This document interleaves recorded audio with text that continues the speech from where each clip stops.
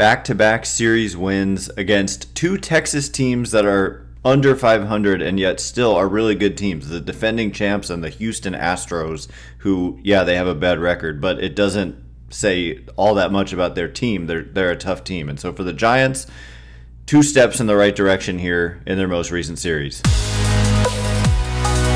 You are Locked On Giants, your daily San Francisco Giants podcast. Part of the Locked On Podcast Network, your team every day.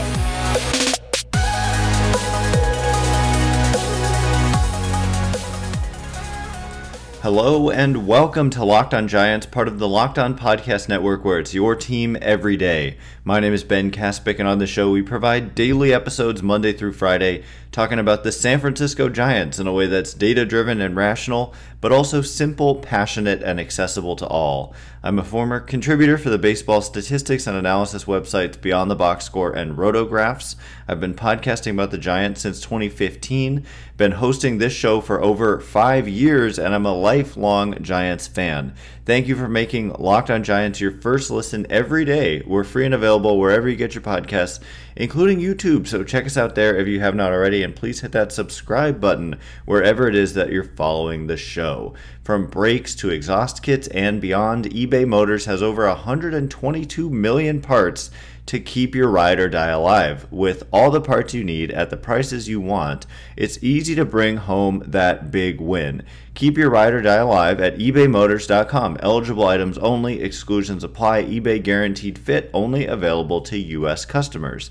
And coming up on today's show, we're going to get into the Giants winning the series against the Houston Astros. I just think that's no small feat whatsoever because, yes, the Astros come in with they leave, I should say, with a record now that is, as my page refreshes, I'm in a hotel. If you're watching on YouTube, you can see internet's a little slow here, but yeah, the Astros record is 31-38, but they do have a +5 run differential after the series even, and so look, their lineup features the likes of Jose Altuve, Alex Bregman, Yordan Alvarez is in there as well. Jeremy Pena having a nice season. And they've got some good starting pitching, including today, Framber Valdez, and the Giants got to him, and Logan Webb was better.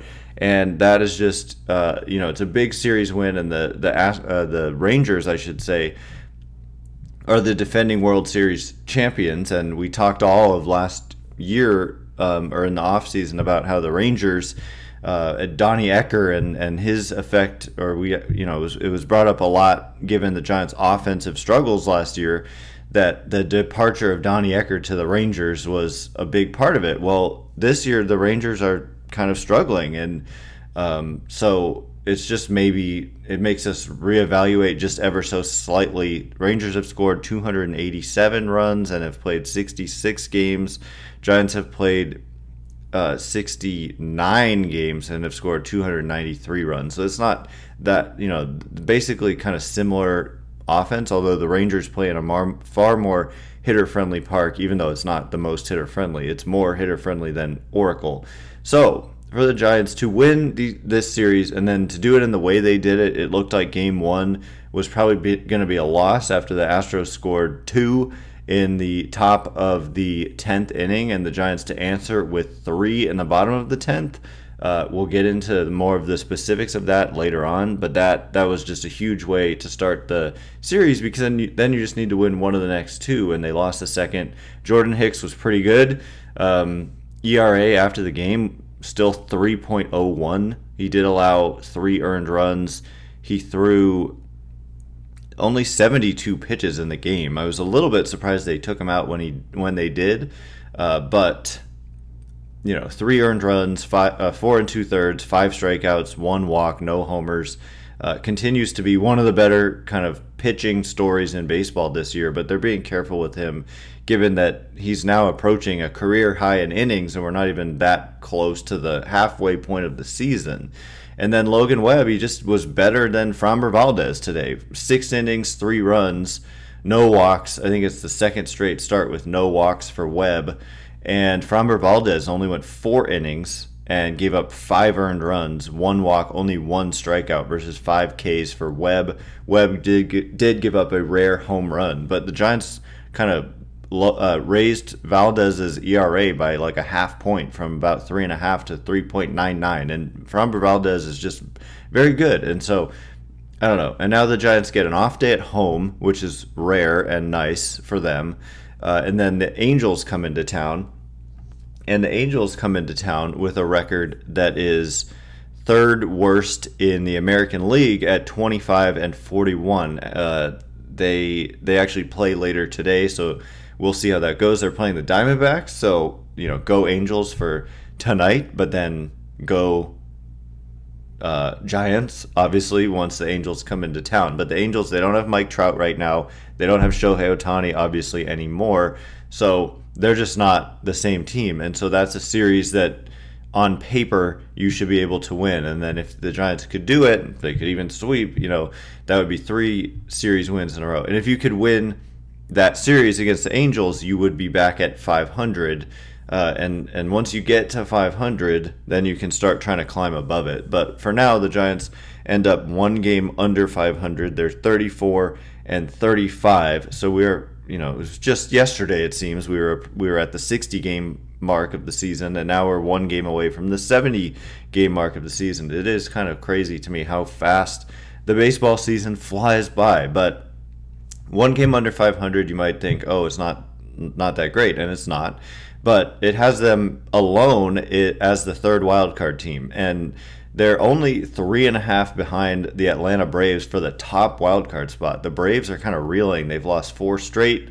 They have lost Ronald Acuna Jr. for the whole season, and so the Phillies are kind of running away with the National League East. And so there's no guarantee that the Braves are going to run away with the top kind of wild card spot. And the Phillies have a 10-game lead in their division. That's actually the biggest lead of any team in baseball, because the Phillies have by far the best record. Actually, no, it's not by far. The Yankees are like very close to having the same record. They just have one. They're just a percentage point, a tenth of a percentage point behind the Phillies. So anyway, the National League wildcard picture, we've talked about it. It's completely up for grabs, and the Giants firmly, obviously, in that mix, given that right now they hold that third wildcard spot alone. And if the Angels can beat the Diamondbacks tonight, that would be big, because every game that the Padres, the Pirates are a half game behind the Giants, the Diamondbacks are 1 game back of the Giants, the Cubs are 1 game back, the Reds are 1 game back, the Cardinals are 1 game back, the Nationals are 1.5 back, and then there's just a little bit of separation here with the Mets 4 back of the Giants, and then you've got the Rockies and Marlins at 9.5 back. But other than the Mets, I guess, and then the Rockies and Marlins, it is a scrum. It is a free-for-all right now. And so when you get teams like when you can win a series against a good team, it just is huge, I think. And then when you get a team like the Angels coming into town, on paper, not one of the better teams in the league, especially without Mike Trout healthy, then that is a series that you just kind of must take advantage of. And so that's what we've got looking ahead. And then the Giants go on the road and they play the Cubs and the Cardinals, 2 teams that are directly competing with the Giants for a playoff spot. And then the Cubs come into town for 4 more games. So 7 out of the next, once the Giants are done with the Angels, 7 out of 13 games are against the, am I doing my math right? 4 plus 6, no, what am I saying? 7 out of 10 are against the Cubs. And so that can make all the difference in the world. If you beat up on the Cubs, then that could just get them out of the picture for now. And if they beat up on you, then they could get you out of the picture a little bit. And so anyway, that's just kind of how I'm viewing it day by day, and just a huge series win. So coming up in just a minute, we're going to get into more details about these wins and about Brett Wisely, who's quietly having his own breakout season, as is Elliot Ramos. And so we're going to give Wisely some credit and discuss the huge extra inning win for the Giants in the first game, setting the tone for this series. So all of that in just a minute, and before we get into it.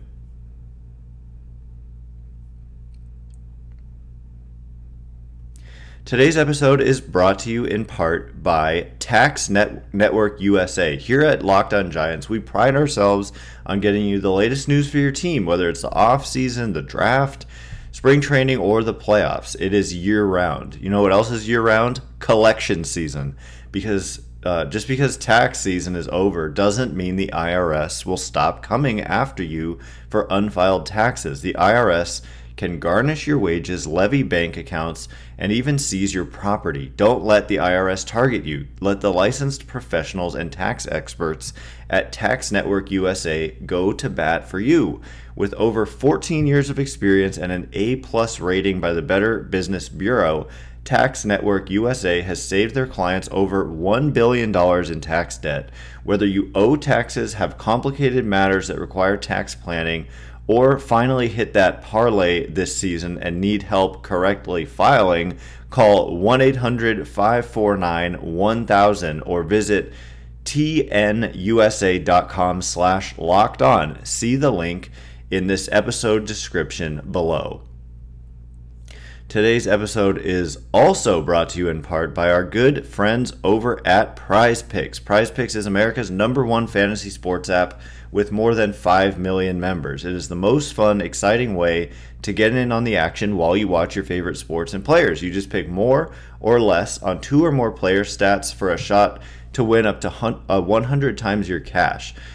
With Prize Picks, you could turn $10 into $1,000 with a single game, watching your favorite sports and teams this summer. You can make a Prize Picks lineup in as little as 30 seconds.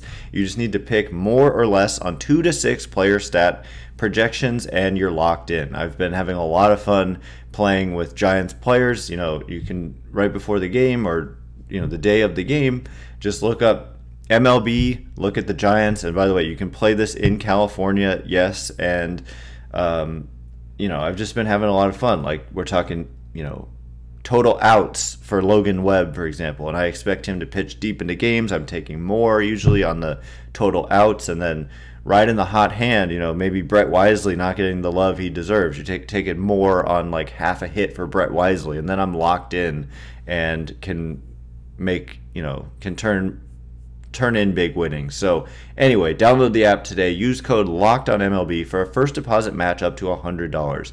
Download the app today and use code LOCKEDONMLB for a first deposit match up to $100. Pick more, pick less. It's that easy.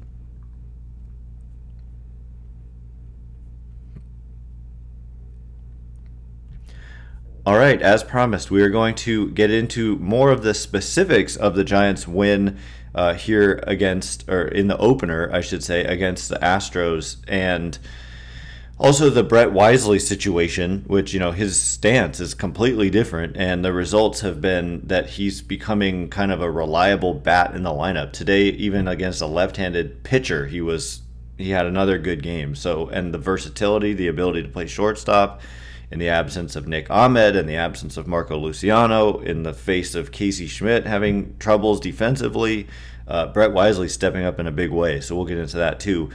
Thanks again for making Locked On Giants your first listen every day. Everydayers, tomorrow I do plan on doing a mailbag episode, so look out on Twitter tonight for the prompt, and we will get into your mailbag questions tomorrow since the Giants are going to be off, and we may do 2 consecutive mailbag shows or try to talk to Paul Francis Sully from Locked On MLB, which we've been trying to get on the schedule for a long time. Are you watching Fox Sports or ESPN on your TV all day? Do you have to turn down the volume with all that shouting? Make the switch to Locked On Sports today, a free 24/7 sports streaming channel program for you every day to bring you the biggest stories without all the screaming. Locked On Sports Today brings you can't-miss analysis, opinions, and news streaming 24/7 on YouTube or the free Amazon Fire TV channels app, part of the Locked On Podcast Network, your team every day. And a reminder that you can catch every pitch of the Giants' hometown broadcast with SiriusXM. Just download the SXM app and search the word Giants. All right, so I want to get into the kind of anatomy of this thrilling 4-3 win in the opener that totally set the tone for the entire series with the Giants scoring 3 in the bottom of the 10th because, yes, they get their free runner on second base to start the inning, but that's only one run that you can push across. So you got to, get things going. And who else but Brett Wisely, who we'll talk about in a minute, he got things going. He immediately hit a sharp ground ball single to center to lead off that inning, which scored that automatic runner. Suddenly it's 3-2 Astros and a runner on first, a fast runner at that. And then Elliot Ramos hit a single to left. And now all of a sudden you're in business. One batter later, Patrick Bailey hits a little kind of soft line drive single into center, and the game is tied. So Michael Conforto reached on a fielder's choice. Elliot Ramos made it to third. Patrick Bailey made it to second. There was a fielding error by Rafael Montero. So the bases were loaded with nobody out. And Jorge Soler came up, and he just continued to have the struggles that he's had. He grounded into a force-out first baseman, Mauricio Dubon, playing first there through home to get the out at home, but everybody else safe. So that was huge to keep it, a one-run situation. And Austin Slater came up against a right-handed pitcher there, Montero, and he hit a rocket that nearly left the ballpark. It's kind of funny that Austin Slater, that ball didn't leave the ballpark, because I want to say, let me just verify this, that Austin Slater still doesn't have an extra base hit on the season. He still is searching for his first extra base hit on the season. He's got he had 3 hits today, all singles, and so he's got 11 singles and no doubles, no triples, no homers on the season in 29 games and 63 plate appearances. But that ball, that was inches or feet away from being a grand slam. And if it's any other situation than a walk-off with the winning run being on third, then it is an extra base hit. So I almost feel like you should get credit for like an extra base hit, and when you make that kind of when you have that type of hit, a ball off the wall like that, it was obviously going to be extra bases, but he doesn't get credit for it.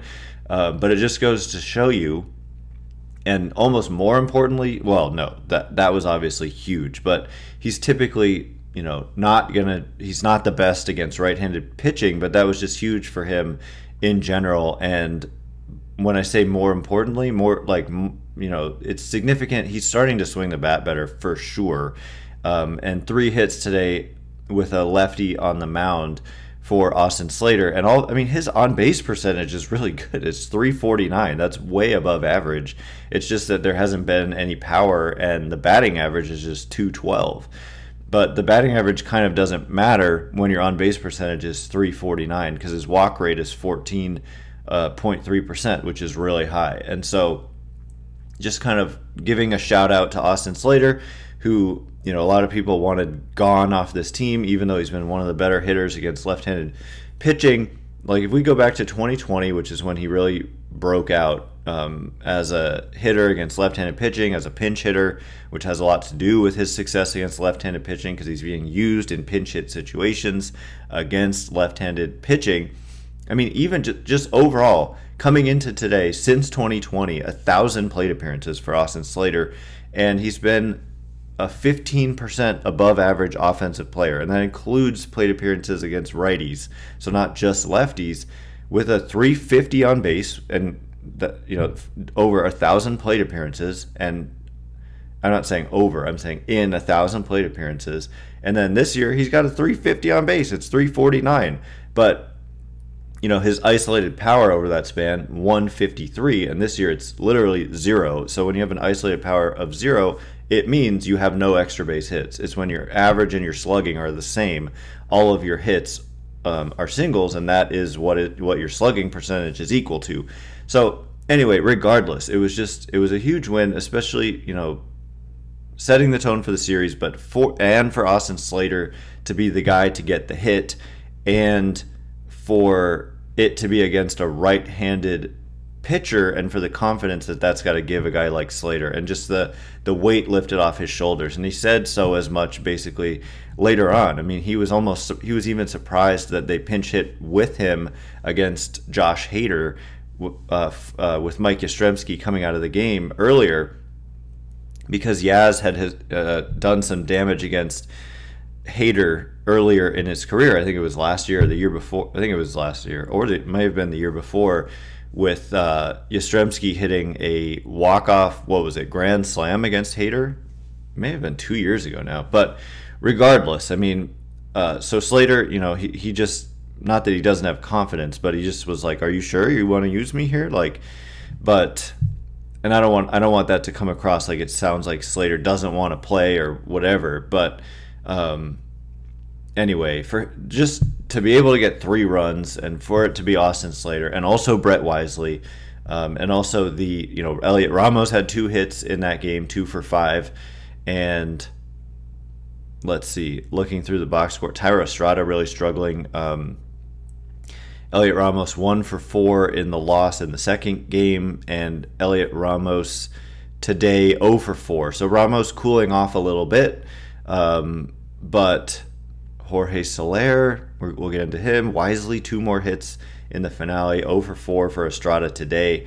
So I want to get into Wisely, but also how the starting pitching for the Giants in this series was huge and made such a difference in them winning this series versus not winning this series. But what a great win and a thrilling one in extra innings there for the Giants in the opener. So we'll get into the pitching and Brett Wisely's kind of under the radar breakout in just a minute. And before we do, today's episode is brought to you in part by eBay Motors. Passion, drive, and patience. The formula for winning championships is also what keeps your ride or die alive. eBay Motors has everything you need to maintain your vehicle and level it up to peak performance. Superchargers, roof racks, exhaust kits, LED headlights, which I've personally bought from eBay Motors, and more. Whether you're into speed, power, or style, eBay Motors has you covered. With over 122 million parts for your number one ride or die, you'll always find exactly what you're looking for. And with eBay Guaranteed Fit, your part is guaranteed to fit your ride every time or your money back. Because with eBay Motors, you're burning rubber, not cash.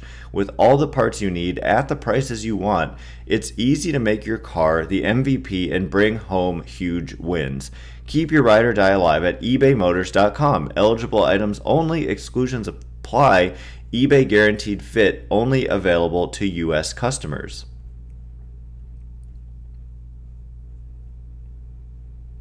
All right, as promised, the pitching, the starting pitching being key in this series, and also the Brett Wisely breakout that we're seeing before our very eyes kind of maybe has gone a little bit under the radar, but it's one of those things that I feel like, I don't know if y'all can, if everybody notices this, but his stance is completely different than what it was last year, and to me, it looks like less of a comfortable hitting stance, but the proof is in the pudding, and he is hitting with consistency, driving the ball consistently, and it's been great to see, and it is something to watch for sure going forward. Thanks again for making Locked On Giants your first listen every day. Every day is tomorrow. I do plan on doing a mailbag episode. I think that a lot has changed between the last mailbag episode and now, and so it's going to be a lot of fun to hear what your questions are, and we will get to that tomorrow. A reminder, you can catch every pitch of the Giants' hometown broadcast with SiriusXM. Just download the SXM app and search the word Giants. And also just a reminder about Postcast with Eric Engel on the Locked On Sports San Francisco YouTube channel. Eric goes live after every Giants game, almost every Giants game. Hard to do all 162, and Warriors and 49ers right after the game, live on that channel, Locked On Sports San Francisco, for instant reaction, and you can join the conversation in the chat and all that. And then the Locked On, his postcast for Giants games goes on the Locked On Giants podcast feed, and so you've probably seen that if you're a regular of the show or you're even intermittent on the show, and if you're new, just know that that's a different host, but it's on the same channel, and it's just a different thing that we do. I'm more kind of big picture, that he's more focused on the individual game with that analysis. So let me get into Brett Wisely, who just he continued to play extremely well. He had 2 hits, including a double today. he hasn't walked on the season, but he's hitting 317, 333 on base, 467 slugging, 150 isolated power. Batting average on balls in play is 370, which is high and probably not going to last. But Elliot Ramos's batting average on balls in play is like 400 something. But you can just see it. I mean, and this was, I don't know if both hits came against Framber Valdez, but at least his first one did come against a lefty. And so it doesn't matter really who's on the mound. Brett Wisely is just able to see the ball and make good contact with it, and he's providing good defense. And so yes, it's a small sample. It is 21 games, it is 63 plate appearances, but it's clear and obvious. This isn't just, Brett Wisely dunking in lucky hits. He's just kind of a hit machine. Like, he's just, looking at the difference here, this is unbelievable. Like, going into today, his in-zone contact rate was 95.2%. So 95% of the time when he swung and the pitch was in the strike zone, he's making contact. Last year, that number was 77.5%, so almost 20 percentage points higher this year than last year. And his chase rate is actually a little higher this year, but the strikeout rate is 10 percentage points lower, from 30.5% to now 20.5% this year. And it has everything to do with probably out of the zone contact as well, but in the zone contact, 95%. So he's just not swinging and missing at strikes, and he was last year, and he's just really not this year.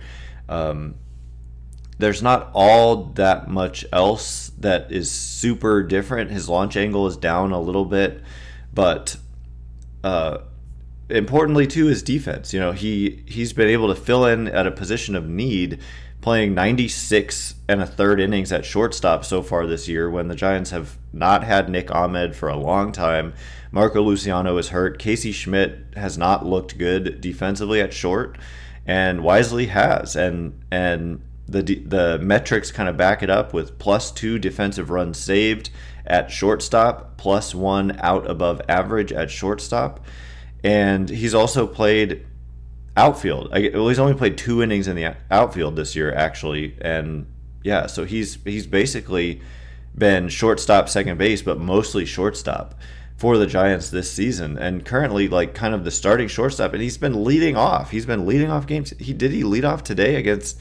No, he didn't. It was Slater, and Wisely was at the bottom of the lineup. But Wisely hit first in the first 2 games of the series against right-handed pitchers, and so Wisely's kind of taken over the leadoff spot against righties. So it's just nothing to kind of ignore here. Is that Brett Wisely just, in a different way than Elliot Ramos, is also, Wisely was never a top Giants prospect, never a top prospect at all, I don't think, but they thought very highly of him. I forget if they got him. I think they got Wisely in a trade with the Tampa Bay Rays. And, the Giants have found players. They found kind of Lamont Wade Jr., they found Mike Yastrzemski, they found Tyro Estrada. These were guys who were acquired for less than what they're worth now by a lot. They gave up essentially nothing for any of those guys. And so it's not hard to fathom that they have a knack for kind of seeing diamonds in the rough. And, Wisely could be that guy. He's only 25 years old. He just turned 25 in May. And so Wisely, young player, and also a good runner. I think he's above average speed there. So, and to me, it makes a big difference when you can see there's been a swing change. He completely changed the way he looks at the plate. I should post a video of his last year and this year. Sprint speed 74th percentile for Wisely this season, and last year it was 65th percentile. So he's also upped his arm strength. I don't know exactly. So whatever he's doing, keep doing it. He hit a home run. May have come against a lefty. I don't know. I forget. But yeah, it's just really good things from him. And then just lastly, I want to point out that the starting pitching set the tone and just helped the Giants win. And the pitching, we've talked about it so much, but this season, the ERA, both for the starters and the relievers, both in close to the bottom 5 in the league. And Kyle Harrison pitched into the 7th inning in game 1 and only threw 77 pitches in 6 1/3, gave up 1 earned run, 4 hits, no walks, 3 strikeouts. So that was a huge outing from Kyle Harrison in the first game of the series. Huge. And Camilo Doval pitched a scoreless inning. He did give up a hit and a walk, but struck out 3 in that first game. And then in game 2, Jordan Hicks, as I already said, he didn't throw a ton of pitches. I'm a little surprised they took him out when he did, but ERA 3.01, and they lost. They just didn't score enough. They lost 3-1. And then in the finale, Logan Webb, 6 innings, 3 runs. You'll take that every time, even though I think that comes out to a 4.5 ERA. It's called, a quality start, even though the ERA 4.5 is that quality. But still, it was a good pitching performance by Webb against a good lineup. And another scoreless inning from Tyler Rogers, another scoreless inning from Ryan Walker. I switched those. Ryan Walker first in the 7th, Rogers in the 8th, and then Doval a clean, easy inning in the 9th with a 2-run lead. And so that was really nice to see from Doval, who's been shaky this season at times for sure. And so anyway, Webb with 6 strong, and then Harrison with 6 1/3 strong in the opener. They don't probably win the series if either of those guys pitches significantly worse. And so anyway, just wanted to give a shout out. And then, just what Hicks has done on the season. So hopefully the pitching calms down, because I've said this a lot, but they don't look to me like a staff that should be bottom 5, 6 in ERA. And they've got a lot of guys eventually coming back too on the pitching side. So anyway, that is all the time we have for today. Thanks again for making Locked On Giants your first listen every day.